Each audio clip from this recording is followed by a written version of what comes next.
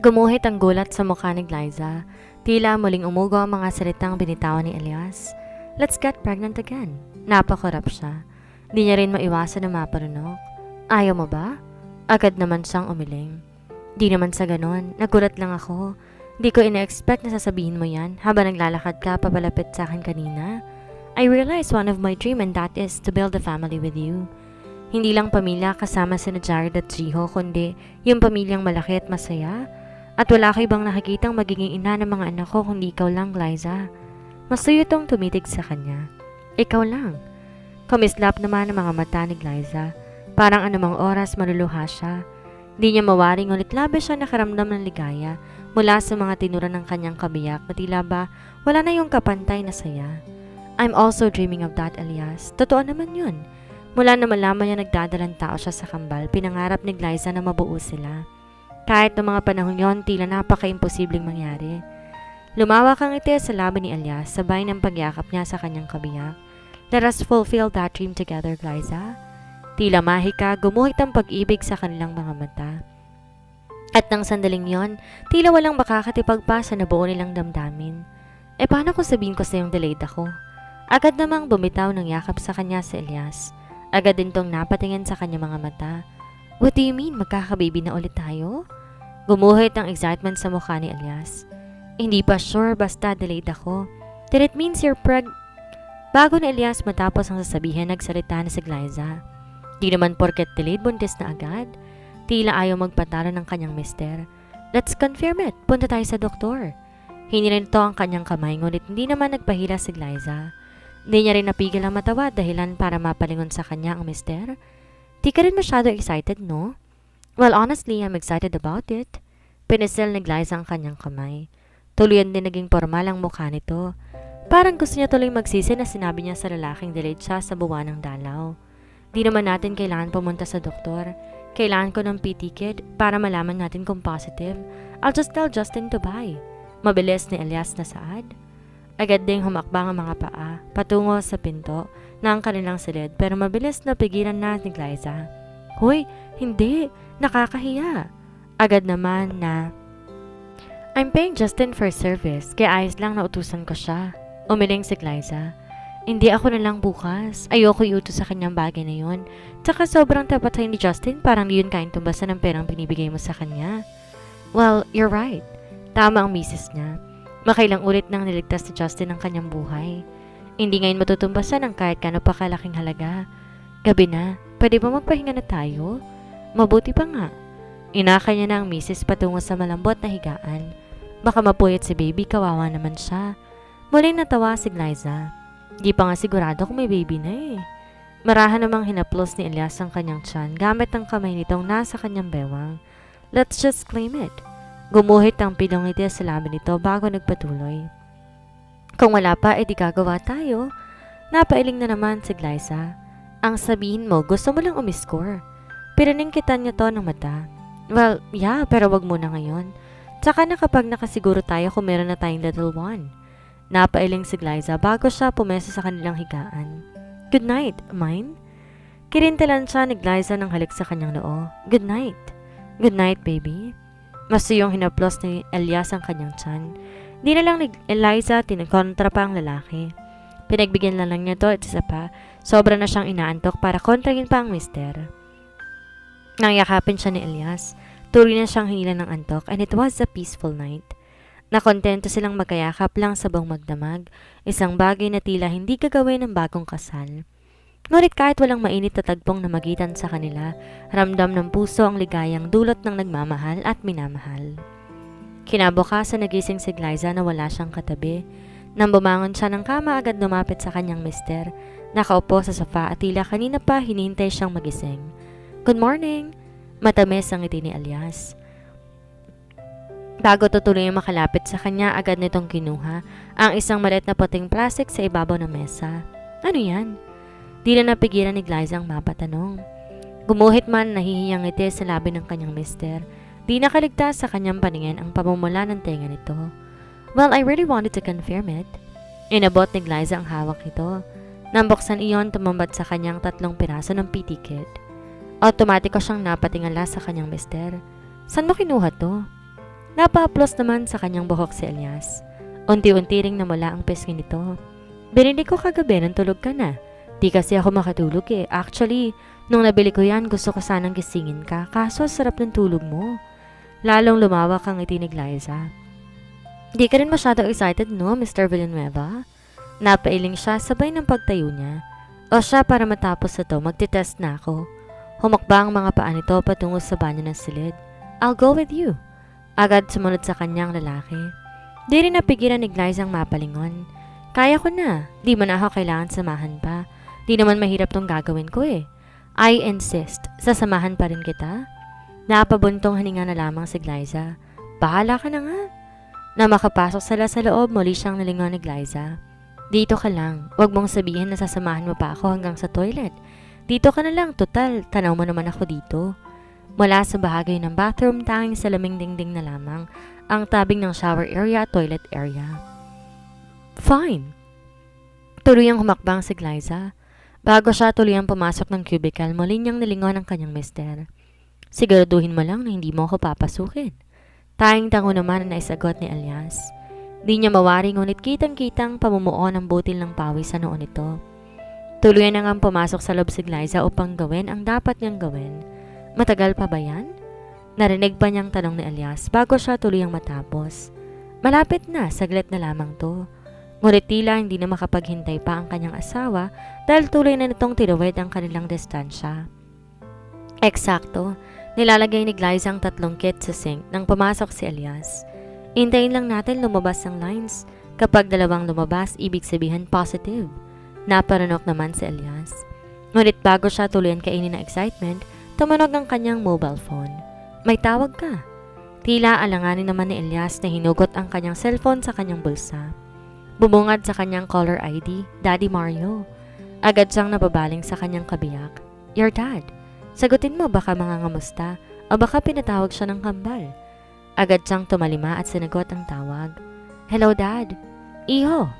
Di niya mawaring ngunit tila may bigat sa tinig ng biyanan. Yes, Dad. Narinig niya ang paghugot ng hininga na nasa kabilang linya bago to muling magsalita. Iho, may masama akong balita. Huwag ka sanang mabibigla. Di maiwasan Elias na mapatitig sa kanyang misis. What is it, Dad? At tila parehong tumigil ang inog ng kanilang mundo sa sunod na tinura ng nasa kabilang linya. Nawawala ang mga bata. Mabilis tinawid ni Glyza ang distansya nilang mag-asawa. Nawawala? Sino nawawala? Di niya na itago ang pag-aalala. Halos di na rin niya marinig ang sarili sa lakas ng kabog ng kanyang puso. Malinaw niyang narinig ang sinabi na nasa kabilang linya, ngunit gusto niyang makasiguro.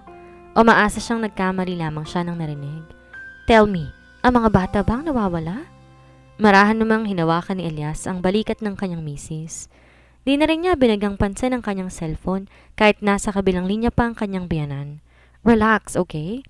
Matamantong tumitig sa kanyang mga mata. Agad namang umiling si Glyza. Tila di nakatulong ang masuyong tingin ng kanyang mister. Sa halip tila lalo siyang nag-hysterical. Relax?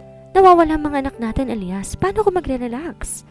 Mabilis sumakbang ng mga paa si Glyza palabas ng palikuran. Pupuntahan ko si Daddy. Agad siyang sinundan ni Elias. Ako na lang. Huwag ka mag-alala, may ibabalik sa atin ng mga bata. Ako nang bahala. Hintayin mo na lamang ako dito. Agad naman siyang nilingon ni Glyza. No, Elias, sasama ako. Hindi na, dito ka na lang. Hindi ako matatahimik kung maiiwan din ako dito. Bago pa muling makatutol ang asawa, humakbang na si Glyza palabas ng silid. Walang nagawa si Elias kundi pagbigyan na lang kanyang asawa. Wala siyang sinayang na sandali at agad nang itiniro ang tirahan ni Mario Escobar. Nadatan nila si Mario kasama si Placido Villanueva sa labas ng tahanan ng mga Escobar. Kausap ng dalawa ang isang pulis. Paghinto naman ng kanilang sasakyan ay agad na lumabas sila para maglaro, iha. Nandito lang sila kanina pero pagbalik ko wala na sila dito. Noong nakalapit si Elias sa mag-aama ay siya ring paglapit ni Placido sa kanila. Pasensya na kayo. Hindi namin ginusto ni Balay ang nangyari. Bago pa makaimik si Glyza, nagawang magsalita ni Elias. May CCTV sa kalsada. Na-review na po ba yun? Nakafocus ang atensyon nito sa kanyang ama. Kahit pa paano nagawa pa rin ni Elias na maging kalmante. Malaki ang hinala niyang may kinalaman ng mga kalaban niya sa pagkawala ng kanyang mga anak, ngunit pinilit niyang kalmay ng sarili. Pipi niyang hiling na saning nasa paligid lamang dalawang bata. Yes, iho, unfortunately, nagkataong sira ayon sa investigasyon ng mga pulis kanina. Naparanok na lamang si Elias. Lalo tuloy siyang kinabahan. Malaki ang katob niyang hindi nagkataong sira ang CCTV camera. Kahapon ba, Dad, may napansin kayong umaaligay dito sa bahay niyo? Nagawang maitanong ni Glyza. Di niya naitago ang panginginig ng kanyang tinig. Halatang tulad niya pinipigilan din ito ang kanyang damdamin. Di ako sigurado, iha, pero kahapon may napansin akong kotse dyan sa labas. Pakiramdam ni Glyza na walan siya ng buto sa paa. Parang naulit muli ang minsang pagkawala ng kambal. Lalo lumakas ang kabog ng kanyang dibdib. Nawalan ng balanse, ngunit nagawa siyang maalala yan ng kanyang mister. I'm sorry, iha, hindi ko ginusto ang nangyari. Pasensya ka na. Puno ng sensiridad ang tinig ni Mario Escobar. Agad namang tinapik ni Flacido ang balikat sa kanyang balae. Matapos yun, tumingin to sa kanyang manugang. Don't worry, iha. Gagawin kong lahat na makakaya ko para lang maibalik sa atin ng mga bata. Di na nagawang sumagot ni Glyza. Sa halip, di niya napigil ang sariling maluha. Di niya kakayanin kapag may nangyaring masama sa kanyang mga anak. Naramdaman niya ang pagyakap sa kanya ni Elias. At ang marahang paghago nito sa kanyang likod. Pakiramdam ni Glyza ng sandaling yon hindi siya mag-isa. Meron siyang kakampi at masasandalan. Ngunit sa halip tumigil ang kanyang luha, lalo yung bumuhos.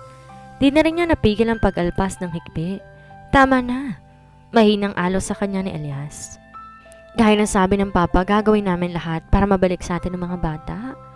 Nasa ganun silang ayos nang lumapit sa kanila ang bagong dating na si Justin. Boss, di na naman bumalik sa realidad si Glyza. Marahan siyang kumawala sa pagkakayakap sa kanyang mister. Agad din niyang taniyo ang kanyang luha. Agad naman napabaling si Elias sa kanyang tauhan. Justin, ginawa mo bang utos ko? Naparunok ang kanyang tauhan. Tayang-tango lang sinagot nito sa kanya. Di na naman ang lalamunan ni Elias. Sa itsura ng kanyang tauhan, nahuhulaan niya ng masamang balita ang dala nito. Anong balita? Lalong lumakas ang kabog ng kanyang puso. May nahanap kaming CCTV footage, boss.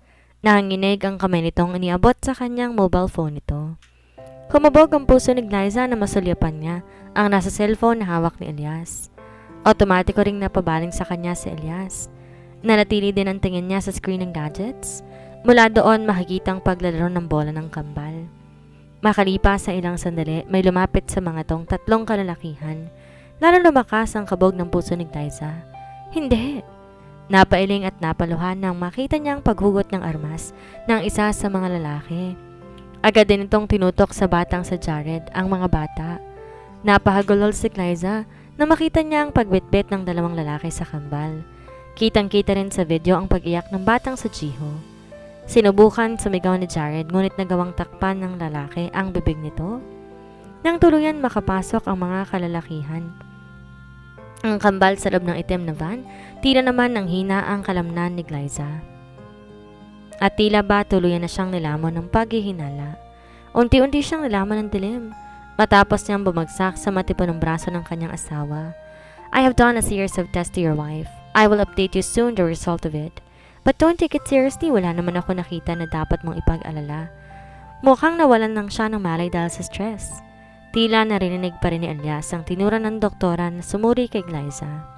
Buntong hininga siyang napahilamo sa sink ng kanilang banyo. Mabigat ang kanyang pakiramdam at umaasa siya na kahit sa paghilamos man lang gumaan kahit kaunti ang kanyang dinadala. Nagbabaka sakali siyang matatangay ng tubig ang bigat ng kanyang damdamin. Nagangat siya ng tingin at tumitig sa sarili niyang refleksyon. Di niya kaligtas sa kanyang paningin ang problemado niyang mukha. Nagbuga siya ng hangin. Nawawala ang kanyang mga anak at ngayon wala pa ring malay ang kanyang misis. Kahit sinabi ng kanilang family doctor na wala siyang dapat ipag-alala. Hindi na rin ni Elias maiwasang matakot at mag-alala. Muli siyang napabuga ng hangin bago siya nagpasyang humakbang papaalis ng banyo. Ngunit kusa siyang natigil na mahagip ang kanyang paningin ang kulay puti at maliit na parehabang bahay na nakapatong sa gilid ng sink. Napakurap siya. Otomatikong humakbang ang kanyang paa patungo sa kinaroroonan ng Maalala na yon ay ang pitikit na naiwan nila kaninang umaga. Naparanok siya nang damputin niya at hindi niya naiwasan ang lalong pagkabog ng kanyang dibdib na makita niya ang kulay pulang linya na nakaguhit doon. Naparanok siya na makita niyang dalawa iyon. Napakurap upang siguraduhin hindi siya namamalikmata. 2 lines yon at alam niyang ibig sabihin. Glyza is pregnant. Ugong ng kanyang isipan. I'm going to be a father again. Muling ugong ng kanyang isipan. May bahagi ng puso ni Elias na nakaramdam ng excitement, ngunit hindi yun naging lubos dahil sa problemang kasalukuyang hinaharap. Muli siyang napatitig sa salamin. Everything will be okay, and then after that, we will celebrate the good news of having a new baby. Baano Elias ng konting pag-asa nang bumalik sa kama kung saan nakahiga ang kanyang asawa. Nagahalo ang damdaming kanyang nadarama. Natutuwa siya sa natuklasan ngunit nalulungkot siya dahil sa problemang kasalukuyan nilang hinaharap. Glyza, sambit niya sabay ng pag-upo niya sa tabi ng kanyang misis.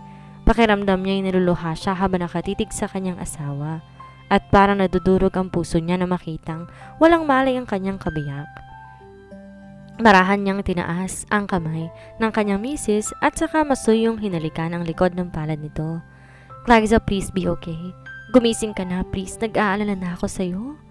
Di ni Elias na iwasan na mag-alala ng labis, lalo na't alam niyang merong bata sa sinapupunan nito ang maaari ding maapektuhan. Nagsunod-sunod ang problema at di niya tuloy mawari ano ang dapat niyang unahin. Boss! Ang patawag ni Justin ang pumukaw sa kanyang pansin sa walang malay na si Glyza.